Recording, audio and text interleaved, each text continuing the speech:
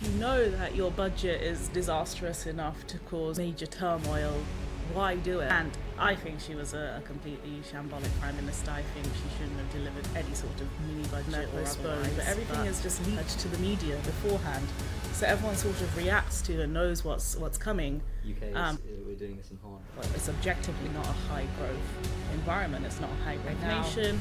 Might have the right political motivation behind it. Will ultimately, I think, make working people worse off. I can't believe Rachel Reeves is getting me out of bed in the morning to do a podcast. Well, that's what she wants, right? To have young people back at work. And whether you like it or not, this is work. Incredibly unproductive industry.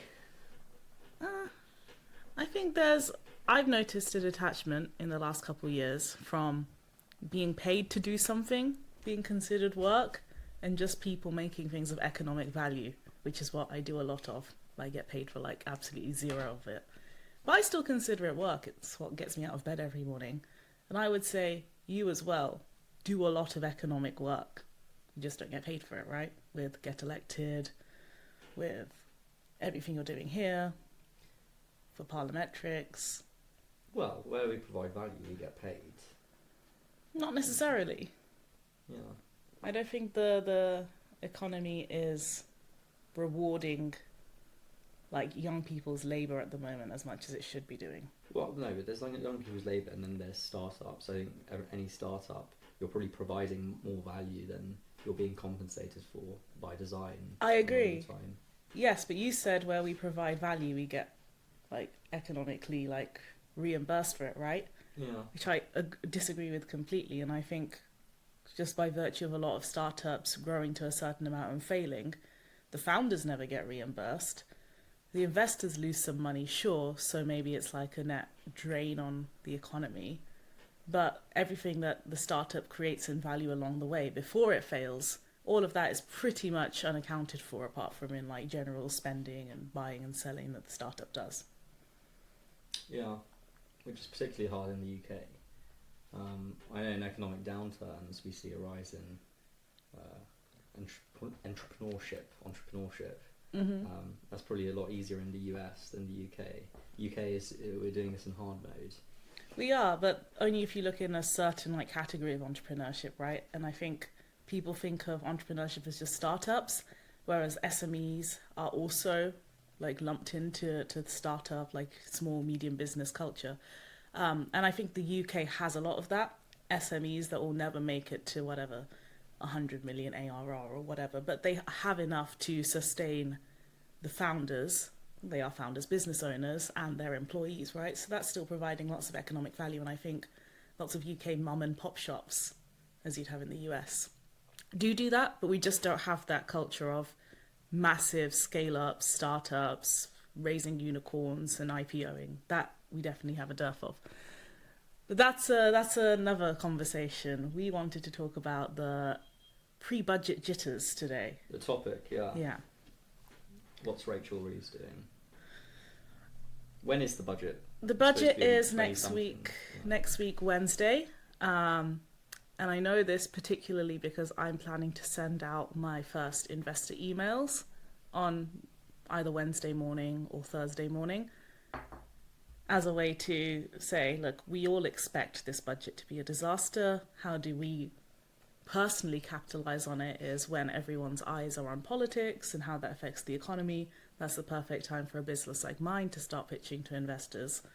So yeah, I'm watching this really closely, but I think in recent years it's really annoying how we have the budgets later and later and they're postponed, but everything is just leaked to the media beforehand, so everyone sort of reacts to and knows what's coming.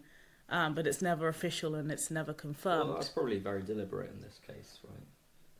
But why? Why not just announce it? Or do you think there's a flaw in the way budgets are even held? Should we even have a one-time event for like exposition of the economic plan for the next year, or should we just release news as it comes out?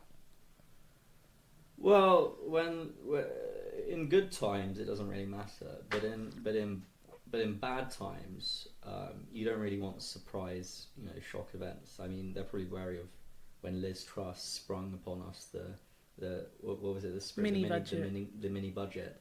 So Rachel Reeves is probably preparing the markets with these leaks strategically, making sure everyone knows what's happening. Things are priced in, so there's not a massive free fall swing. Yeah. But and that's purely for political reasons. That's just saving her own skin and the government's skin. This isn't probably beneficial.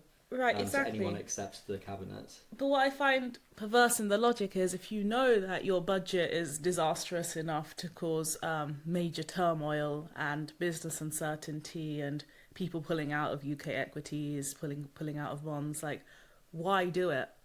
If you know that the reaction is inevitably going to be negative. Well, because she has to. These are politicians at the end of the day, so they have to balance, things they promised in their manifesto and sensible decisions for the country, which, I mean, she's been trying to do, to the dismay of some of the backbenchers. I find What do you think? Do you think she's going to stick to her fiscal rules, or do you think she's going to? It's hard to know what her fiscal rules are anymore. Again, this is why we're all waiting on the budget. But yeah, I do think Labour realises it's a really unpopular government, and while you're unpopular, you may as well continue to do unpopular things, right? Like, yeah. What further do you have to lose? I mean, politically unpopular for sure. I mean, I know a lot of Conservatives were delighted with some of the decisions being made, because it's things that we wish we could have done. With Brexit and COVID and literally everything that came up, disaster after disaster. We didn't really have the bandwidth to get things done, nor the popularity really. But there's a lot of sensible decisions being made, and a lot of those have been so unpopular, in fact, that they've had to U-turn on. But we're sort of secretly happy that it's you, not us, that are making these decisions. I mean, to address the elephant in the room, speaking of Conservatives being happy with budgets, I think we have to go back to Liz Truss and talk about what exactly happened there. And as you said, so there were people that, on principle, and still to this day, we have associates that defend Liz Truss's idea and defend Liz Truss's budget and say she was doing the right thing.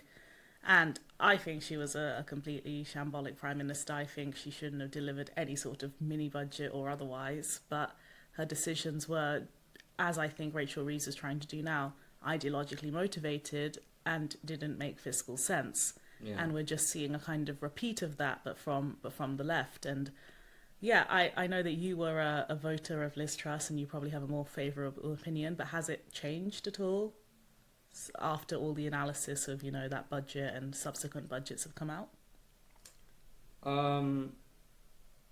Yes, but I mean, I had a sort of visceral reaction at the time, but what was your reaction at the time? Well, at the time, initially, it felt like she was sort of stabbed in the back by institutional actors, but I don't know. I voted for her because it seemed like to specify in the leadership in the leadership. Not that the general public had a chance to vote for Liz Truss or any of the. And in hindsight, I don't think it was so much a vote for her, but a vote against Rishi Sunak. And this was probably credit to Truss's campaign, where Rishi was painted out as some sort of backstabber of Boris, a slimy individual. They put a lot of weight on the timing that he set up his Ready for Rishi campaign website. Yeah, as if politicians don't plan their campaigns years in advance, as if we don't even encourage them to do that. Of course we do. Yeah, and viewed from a different lens, this is just preparation. Rishi was actually very capable and very qualified for the job. Yeah. In hindsight, we saw that he was probably one of the best leaders that we've had in the last. I would caveat and say I think he was one of the best chancellors we've had in Yeah. a very long time. I don't know if he was. I don't know if he had those multiple factors when he came into his like premiership. Right, he only had 2 years left. It was an election year. Lots of like issues, but as a chancellor, I don't think I could fault him and the work he did during COVID times. But yeah, let's go back to Liz Truss and her premiership basically being destroyed by this budget, right? So budgets can have like really disastrous effects on people's political position and power. But that should that even really be the focus? Like a budget shouldn't have to be political football, in my opinion. A budget should be fiscally responsible. A budget should do what's right for the economy, despite how your voter base feels about it, right? Or is this overly idealistic?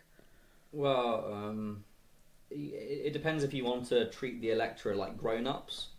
I mean, I think if you explain to the electorate, frankly, what the situation is in the UK,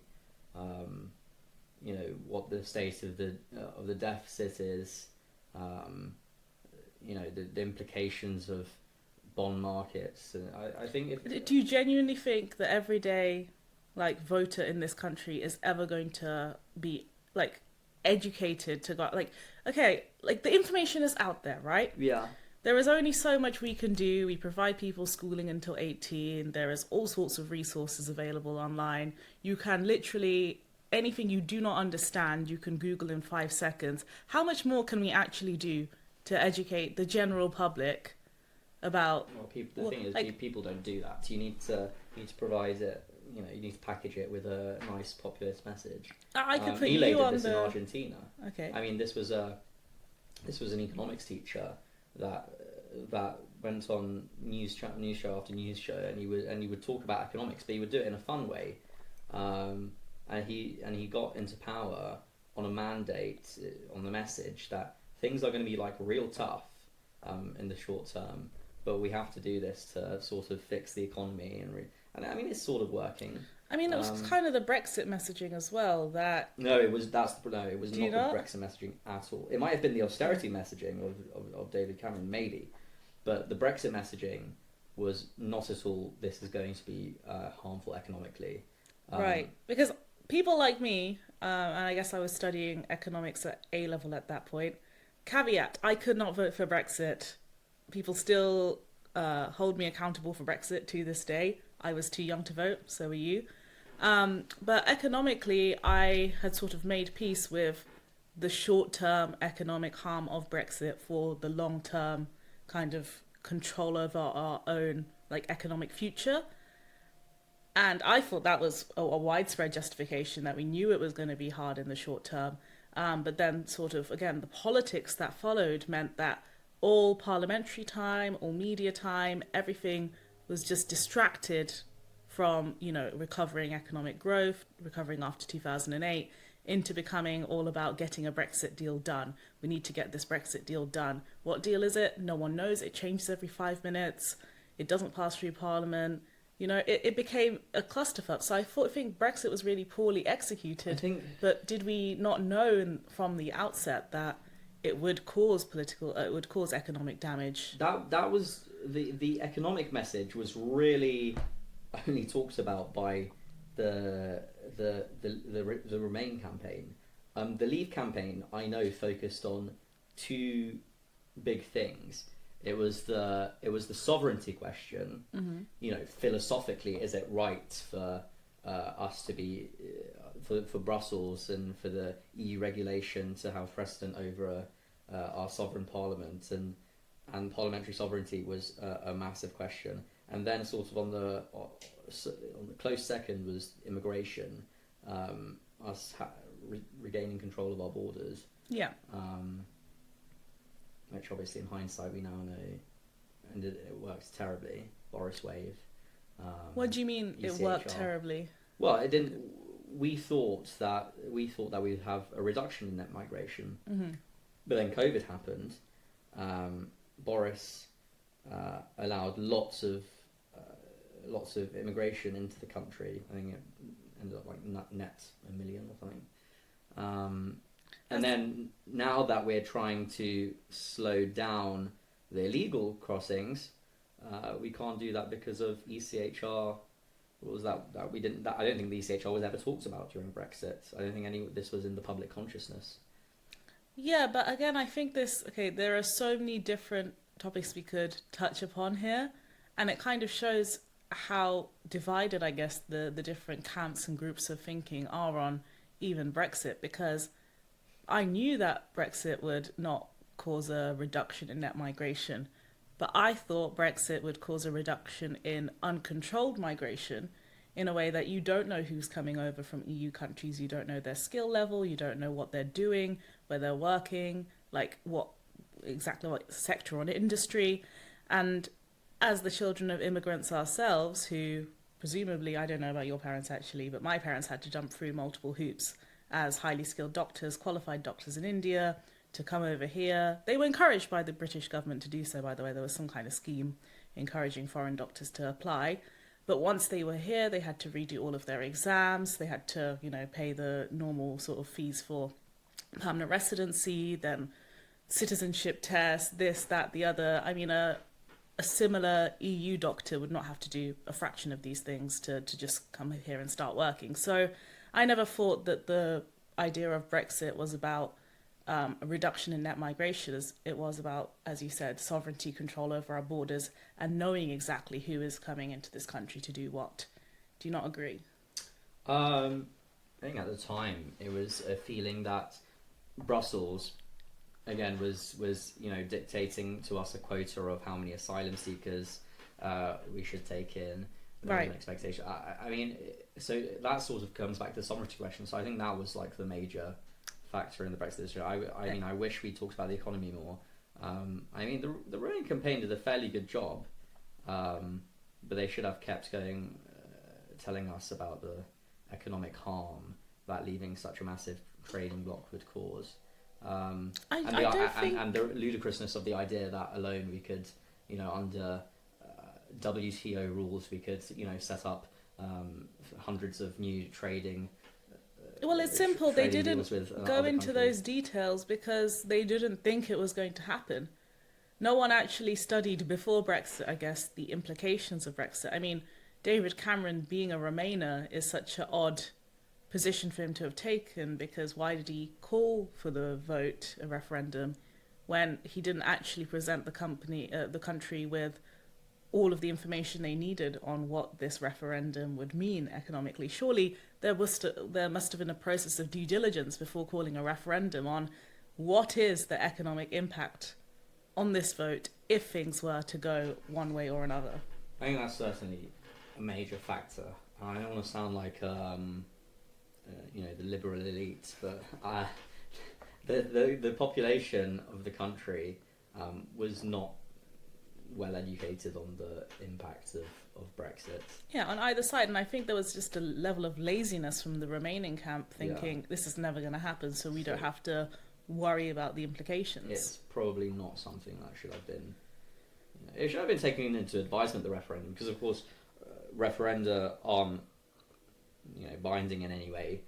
Parliament is sovereign, and they could have chosen not to follow. But this sounds like the kind of cope you see from the Remain camps even today, right? Oh, yeah. That we can reverse Brexit. There was lots of hope if Labour came in, they would hold another vote, or they'd reverse, or they'd try to rejoin or something. Well, under Thatcher, joining the EU, it was something else back then. I think under the Rome Agreement, it was called something else. Anyway, it was more of an economic thing, and that was another major thing. The expansion of what the EU did. Before it was just a trading bloc. There was treaties and whatnot that we'd agree to, but now it's sort of more of a normative legislative body that has vastly more regulatory powers. Exactly.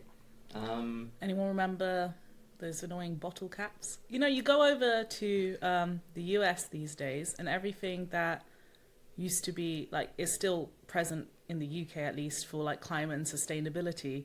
like paper straws and those bottle caps that don't unscrew the whole way. Completely reversed over there now. Not that they had the bottle caps in the first place, but they use disposable bags again. They use disposable cutlery. And I think there was a brief moment in time where I think the UK and US were aligned on this, that we had to reduce our plastic consumption and waste and things. But since the Trump presidency, I think it's all gone out the window. Yeah, I mean, I think that's fair. You sort of get a feeling that you're going around with a dustpan and brush in like a hurricane when you see China and India and the developing world. They're, you know, let's just say the problem may lie largely there, with many things, carbon emissions, especially China. China's probably the main culprit. Yeah, but I don't think it's, I don't know, sustainability is something that we should all care about, regardless of whether or not anyone else is caring about it or doing it, in my opinion. Like, if your neighbour has a dirty yard with, like, litter everywhere, that doesn't mean you should give up and not tidy up your yard, your front garden, you know? This is true. Do you see our generation? This was it seemed to be an increasing worry around the 2010s.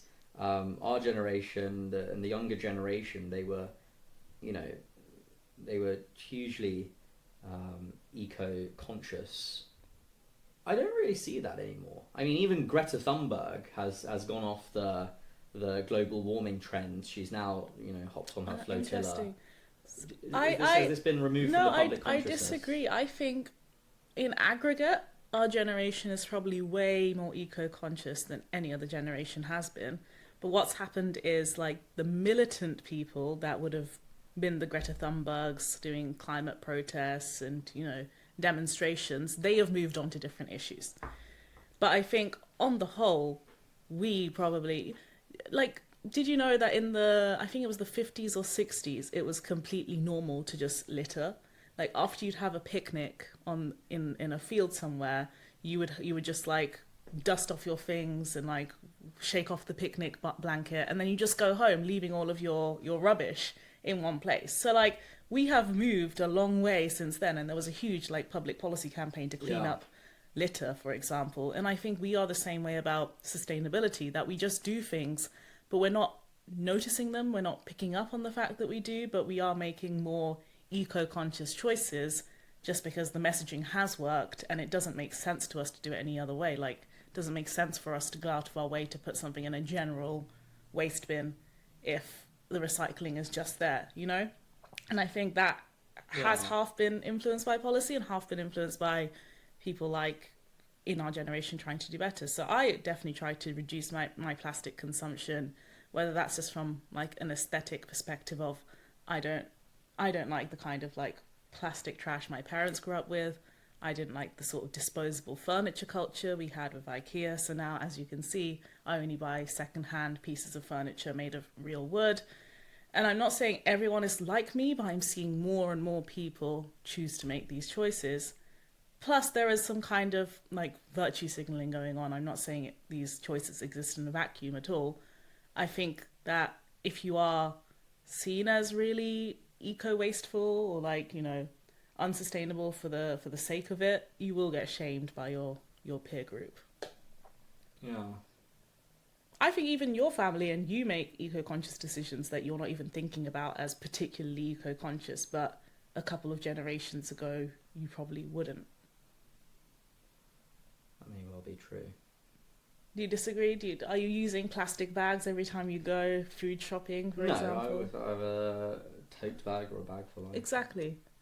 It's just been ingrained in our lives these days, and it's also seen as, like, the morally superior, higher class status thing to do, right? Use your reusable It has definitely been a jars. trend with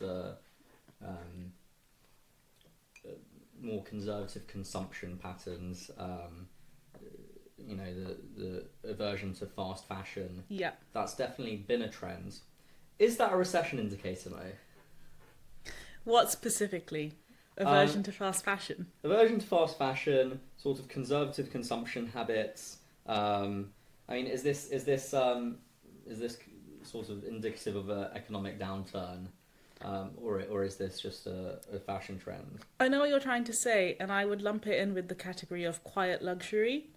Everyone is dressing in like fast fashion-y clothes, like not very expensive clothes that look like they are expensive, or emulating that expensive like cashmere no logo style. And I think that is a recession indicator, because people do not feel wealthy, so they're trying to dress wealthy, and they're trying to I mean, I was showing you yesterday the meme going around recently of, what is it, Nike Nike Tech. Nike Tech 2/4 zip. Nike Tech's quarter zip. I think there is definitely some like class consciousness, cultural consciousness going around of how people are doing economically, and people are dressing better as a response to that. Says you in your quarter zip.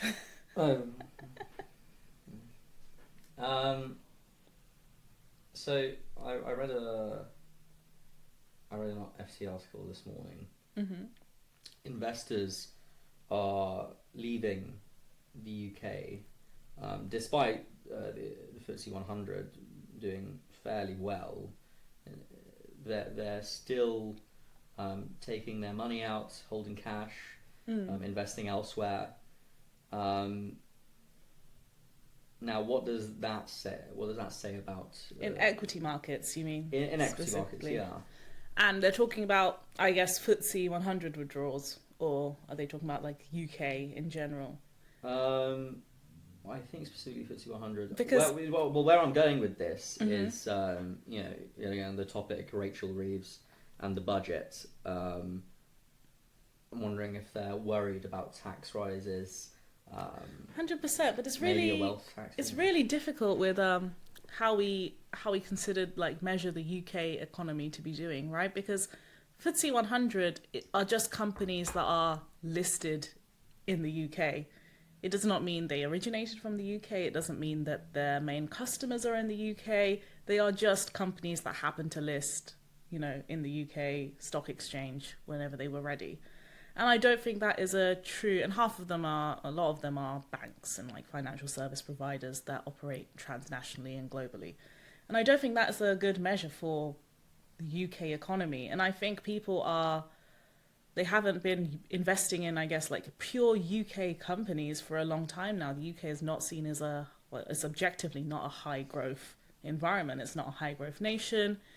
And maybe FTSE 100 is like maybe the only place in the UK investors felt safe putting their money to begin with. And naturally, if there is an expectation of corporation tax rises, further national insurance rises, business rates, everything, people are not going to want to be in UK equities when that happens next week. But this is a much larger trend that we've been observing for a long time now, and that's been, I would say, ever since 2008 and exacerbated since COVID. Can we stick that graph that I showed you that one time here with our projected growth from 2008 and just how much we are missing the mark now? We have completely like flatlined in terms of GDP, if you make the base year 2008 anyway. So it's who is going to invest? Who in their right mind invests in UK equities? UK bonds, a different issue. Like, that's why we saw such a reaction to Liz Truss's budget, because obviously bonds represent a kind of confidence in the government itself. And I don't think, well, before Liz Truss and all of this and before Keir Starmer, people thought the UK was actually going to go down the pan. So bonds were usually a safer place to put your money. But I would say, on the other hand, and I know people are struggling to sell their family homes right now, but UK's primary attraction has been in UK companies and UK real estate. And I don't have the figures in front of me. I don't know if you know either, if there's been any like sort of crash out of like UK real assets moving at all. Apart from, as we hear every day, rich people leaving the UK, but are they selling their assets and leaving? That's the question. Well, I'm not sure. I think it's certainly slowing down on the sales side. It seems to be a buyer's market right now. I heard this. Did you This is read the that second story time I've heard it. No, in go. Kensington, What's the source? how the house prices are sliding there. They're at an all-time low or something like that. Oh right, yeah. I assume that's just because there's far more sellers than buyers. 100%, and people are selling with expectations. So I'll give you a personal anecdote. My mum's house has been on the market for a while, and she is using it to downsize and release money into her pension and whatnot. So there is a minimum she won't go beyond, but she's having a really hard time selling the family home because no one is really buying. And I don't know how people use the term buyer's market and seller's market. Like, it's quite a colloquial term. We could just say house prices are stagnating right now because no one is in the market to buy them. But that's because of huge legislative policy changes, like removing stamp duty reliefs that have happened recently. No one wants to pay stamp duty, obviously. A complete, don't get me started on how, again, due to policy changes, no one is going to move house right now, at least not until they know how much they're going to be taxed on their purchases, at least until the base rate has come down, which is coming down very, very slowly.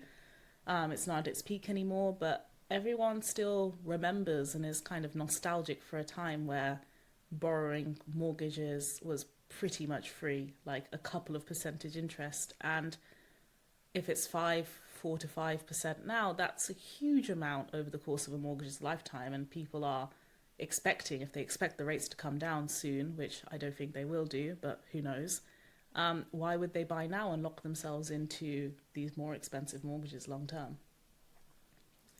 Have you seen that in America they have new 50-year mortgages? Mm-hmm.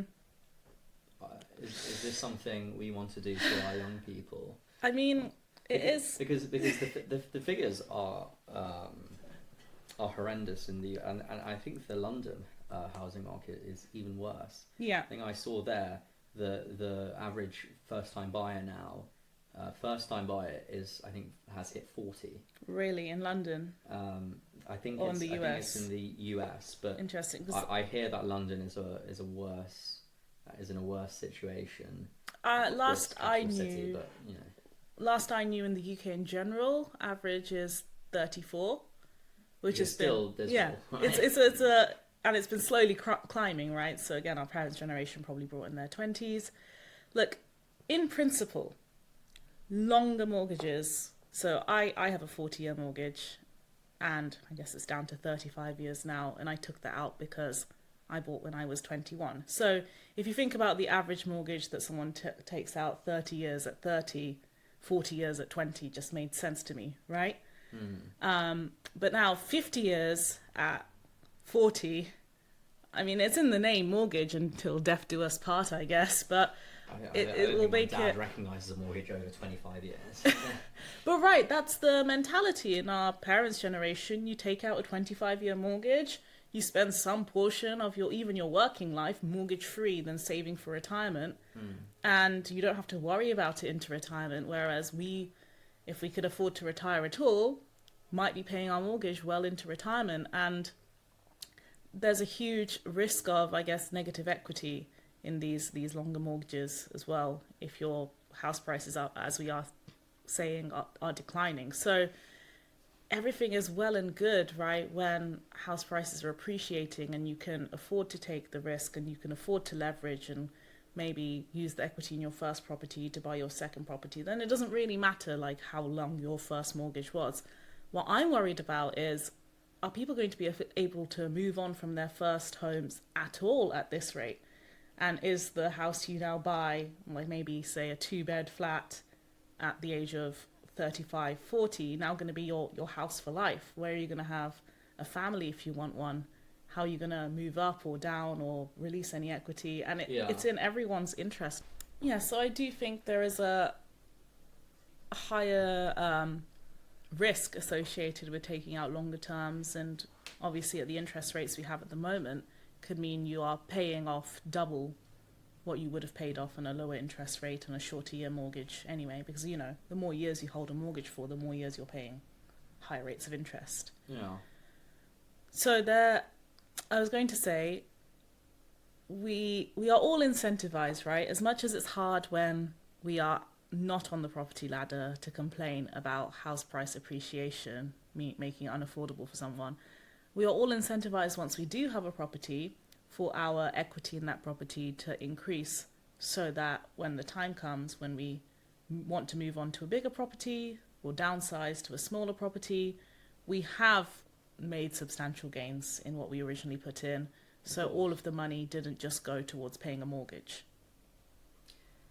I think a lot of attention has gone to stamp duty, making it difficult for mobility in the housing market for people to downsize. And the Labour government now, I know they're as our government, the solution in their opinion is building more houses, which of course is true. If you increase supply, it will stop the massive inflation in house prices. But do you think the government has sort of let banks get out of control with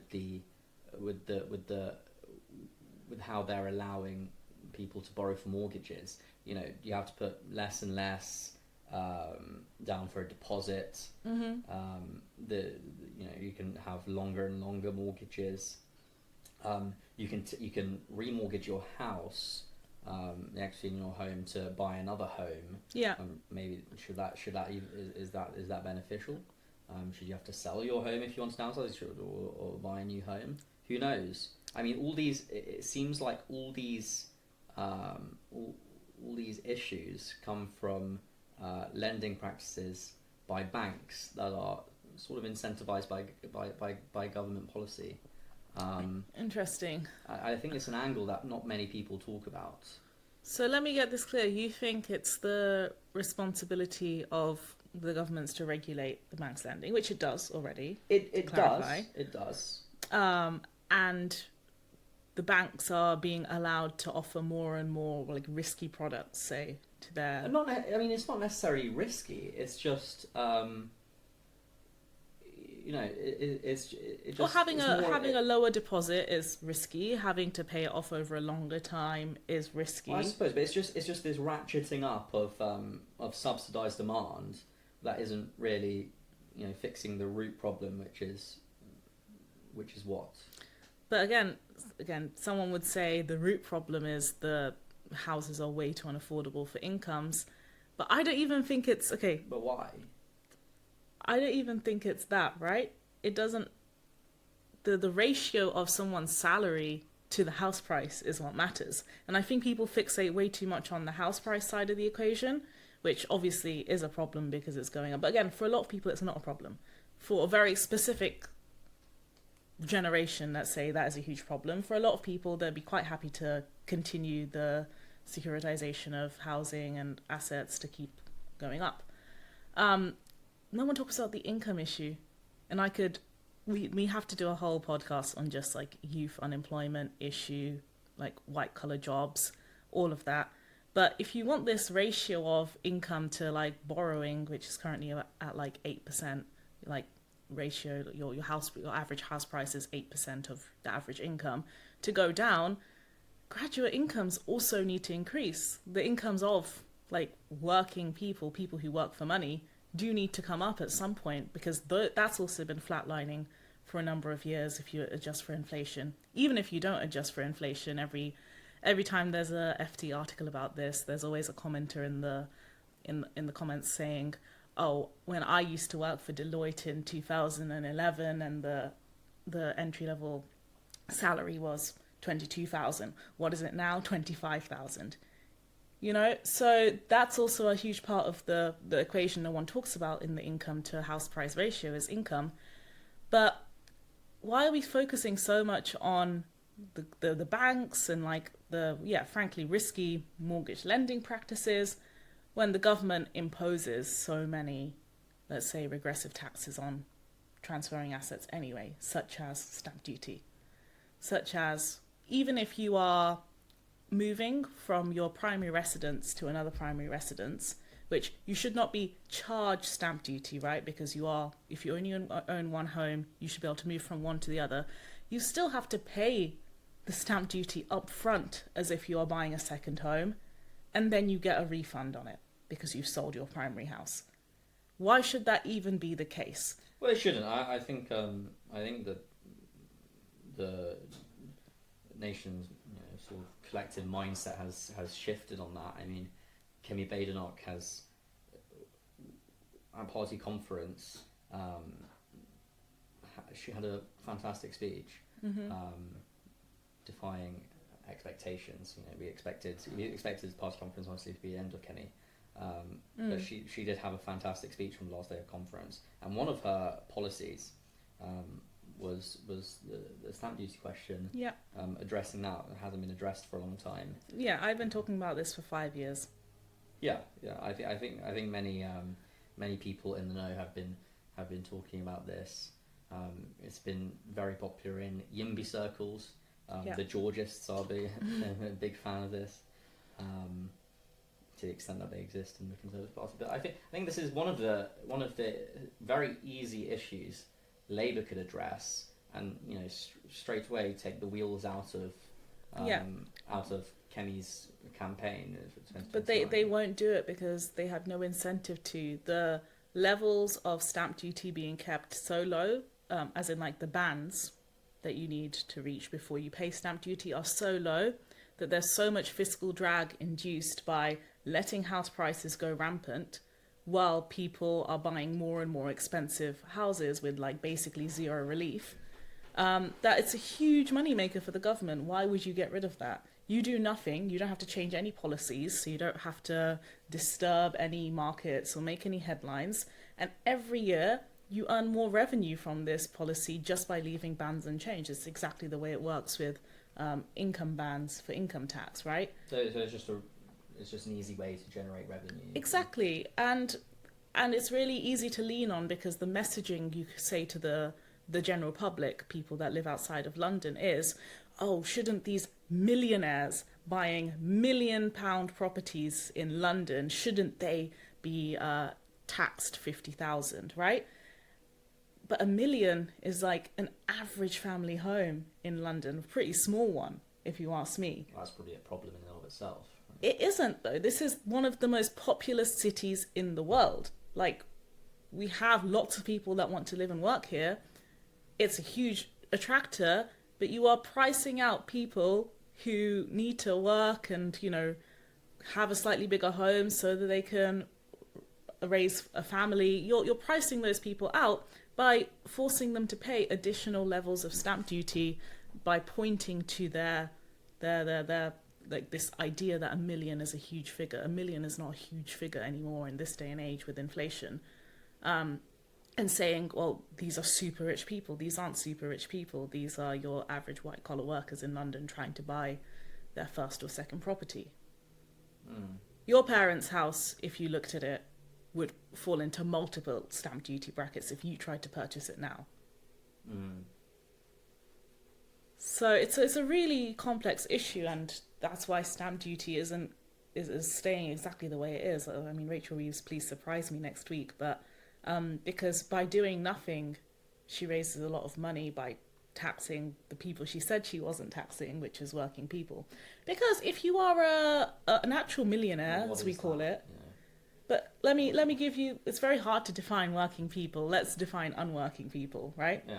For a second. If you are someone that can afford to buy in syndicated housing, so if you buy more than 6 properties in one transaction, I don't know if the rules have changed, but last time I looked, no stamp duty. If you buy through a company that already has the assets to buy, like you pay a flat rate of might be 19% stamp duty. But like what I'm saying is there is discrepancies between what we charge people that have to buy mortgaged properties with loans in central and zone 3 or 4 of London to just get like a 4-bed semi. is not the same as what actual millionaires in prime central London are buying as investment assets. These new luxury apartment blocks that are springing up everywhere. We're building plenty of those, by the way. A lot of them go unoccupied and empty. But where the zoning that we've devised is, oh, we should only build skyscrapers in like prime central London, like zone 1. So they're building loads of skyscrapers that no one can afford. And they're not made for people to afford and live in. They're made for investors and foreign direct investment to just buy up as securities. Well, I mean, empty units should ideally probably be incentivized to be sold, right?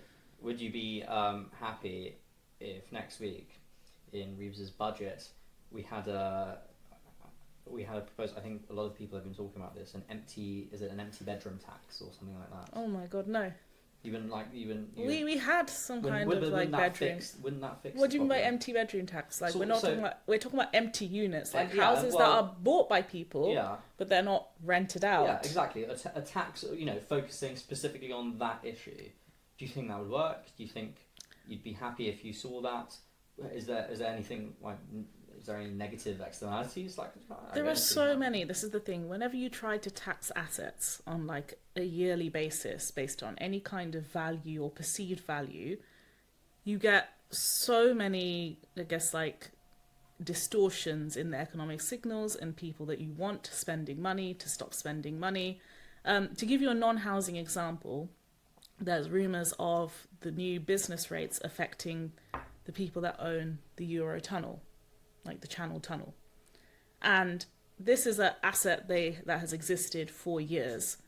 And if they were to raise the sort of levels of business rate taxing on the value of that Channel Tunnel, they would not be able to afford to run more train services through it because they'll be spending all of that money. What they pay like 12 million right now in tax, they were complaining would go to 50 million a year in tax. So like, do we want that as a service for us or not? Do we want the people that own the Channel Tunnel to continue to invest in making the Channel Tunnel better? Or do we want them to just pay the government every year a flat rate of tax that's going to increase, right? And I see the same way in housing. Do we want people to keep buying housing and for housing developers to gain enough profits so that they continue running a house development business and making more flats? Or do we just want all of these assets that are just existing anyway to be taxed into oblivion so they are just sold? So no one makes any profits on building houses, nobody makes any profits on buying houses, no one buys houses. Like, no one makes houses for other people to buy. There's so many. Well, this is why it doesn't exist, right? The argument is the demand is there, obviously, just at a lower price point, and our prices, for houses, are they at a market equilibrium, or are they artificially inflated? So if you look into the average life cycle of building or any kind of development in London, it's about 10 years since the property developers buy the land before they even start building anything. And that's just all regulation? Might be, yes, like planning, regulation, just planning the development itself. I don't know if it's all regulation or not. I shouldn't make sweeping claims. But if you are sitting on an investment, right, if you have made a purchase of a house in 2000 for, let's call it 10 grand, and then you've sat on it for 10 years and you've been told, you've told your investors you're going to make a 300% return on it or 200% return on it, and you've just sat on it for, say, 20 years before it was sold for 100 grand. Hey, on paper, maybe you've made 10x your money, but you've spent the cost building on your bit of land. You've had to market it. You've had to pay a team of people to work, sell, regulate, speak to the council. Well, you have all these expenses. At the end of the 10 years, 20 years, are you even making a profit if you've held the land for that long and you have yearly costs associated with it? I think holding undeveloped land is probably they're not disincentivized enough. They're not holding the undeveloped land. They're building on it over the course of the 20 years. Okay, yeah. So they're making major investments, spending major amounts of capital, employing lots of people to develop the land. And then at the end of 20 years, if you've only made a 10x profit on it, that's not profitable. like 10x return, I should say, then you take away your expenses. That's not profitable. So I can see where they're coming from, because it takes us an extraordinary amount of time to actually build anything in this country. What incentive do these development companies actually have to build things like geared towards the average person, instead of just building in, again, Zone 1 London, where they're given the clearance to build multi-storey housing in the first place, so they can build as many units as they deem profitable, and then they sell it to the highest bidder, the richest people, because it's been so expensive to acquire that land and build there in the first place. Yeah. This is a really like complex issue, and I don't think there's enough like understanding of like the business side of things. And I'm not trying to shill for businesses or capitalism or anything in that way. There are many flaws, but unless you understand the system in which you operate, and unless you understand what the profit mechanisms are, you can't just make sweeping statements like we should build more houses. Like that's not going to happen. Who's going to build more houses? The overstretched government is going to step in and start building its own houses with all of its like regulations and like chains and bureaucracy. Like they're going to start doing Well, that. that's certainly something that has to be dealt with first. And of course, the government wouldn't regulate itself, ideally, as much as they do. They regulate private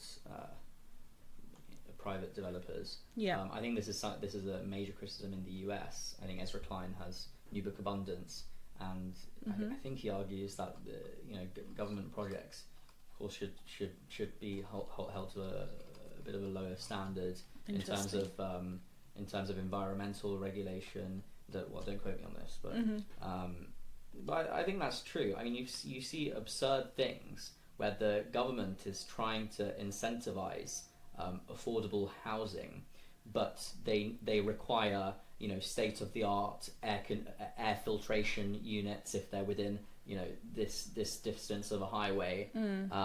They require washer dryer installation in every unit rather than a communal. And I know that this is not if we're used to washer dryer units or our units, that's fine, and that's obviously preferable. But we have to understand these are affordable units for people who don't really have much else of a choice. And if these are the things that are, blocking entire developments, I think people would rather live in a unit without state-of-the-art air filtration and washer-dryer units in every apartment than living in an HMO where they have to share a kitchen and be in a much worse place, or remaining with parents or on the streets in some cases. I don't know, because that sounds like a slippery slope as well. Like removing these like micro regulations around like the characteristics of like how big should a flat be in order to be considered like habitable.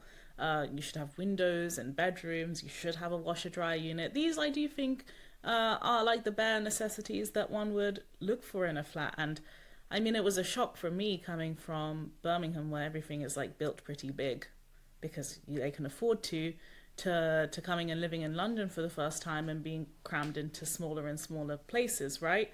And it's very easy to normalize that. It's very easy to say, well, a shoebox is better than nothing, a shoebox is better than a HMO. But I think there are probably bigger regulations that are causing bigger issues that we should address first, right? Like not building next to a highway without the same filter system, or like regulations and things. Well, in the UK, there's a lot of silly things like this. Entire developments are stopped because they found a rare species of jumping spider. Right. Or they have to consider like a bird habitation brick. They need to now import a bunch of these bricks that birds can live in. And again, it's really easy to blame the environmentalists that are trying to do their little bit of good in conservation, when you could also blame the NIMBYs, and you could blame the power councils have over determining, let's talk about commercial real estate, what is good and what is not good for the area. Why should anyone but the businesses that own the land decide what to build upon it? For example, there was a company suggesting building another film studio, I think somewhere in around us in like northwestish I read this article. London, and because we already have a film studio, there's no commercial need for one. I don't even know if they even had the film studio, or I think they just said they didn't see the need for this. Yeah, but like, what right should the Chancellor have to determine, like, if a business wants to go out there millions of pounds of investment and spend a lot of money on building a film studio and there's no demand for it, then that business fails, go under, whatever. They generated a lot of economic value in the process. And I think if this business is there, but they're already pumping millions of pounds into sort of due diligence of the project. I mean, who is the council to say override them and say, actually, we don't think we don't need you here. We don't think you're needed here. Yeah. They didn't think they were needed here. I don't think they'd be spending millions of pounds to get this project. Mm-hmm. I mean, what?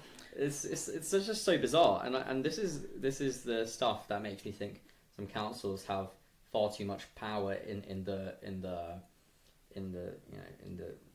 building space. 100%. So development space. I don't like devolved governments having kind of planning power over business regulations. Fine, do your bins, do your council cleanups, do your small business loans or whatever. Just don't interfere in bigger profile development like this, because again, all you're doing is disincentivizing people from building businesses near where people live, to again concentrating all of capital inflows into a tiny part of central London and making it so that everyone has to commute somewhere to work. And I would suspect that a lot of young people living in the area where a new film studio we built, they'd be employed.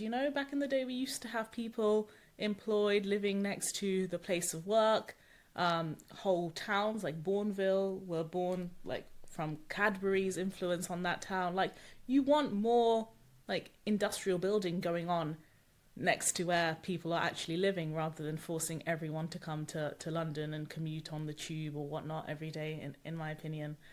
But yeah, it's a really sad state of the world, and I really hope that something in the budget gets done to fix any of these like multitudinal knotted problems. I guess we'll see next week. What's the, I guess to wrap up, what's the top 3 things that you want to see in the budget? What ideally would Rachel Reeves do to sort of undo or fix what she's been doing already? Jesus. Definitely, I would assume the first thing would be the national insurance. Can we lead this for another topic? Because I think we can talk all day about employment on its own. I'm sure we'll go deeper into each of these topics. I mean, we've brought up so much in the last hour or so. Exactly. And I think employment, unemployment, youth employment on its own will be its own topic. And I don't know. I think there's such a precarious situation right now where I don't think like one little change is going to move the needle on any of that. So maybe, yes, reversing national insurance might be a good signal to the markets that something is being done, and maybe it will improve confidence. But do something about infrastructure and growth. Like, any kind of valuation, asset-based tax on businesses right now might have the right like political motivation behind it, will ultimately, I think, make working people worse off. And on that cheery note, thanks for listening to Sitting Ducks. Yeah.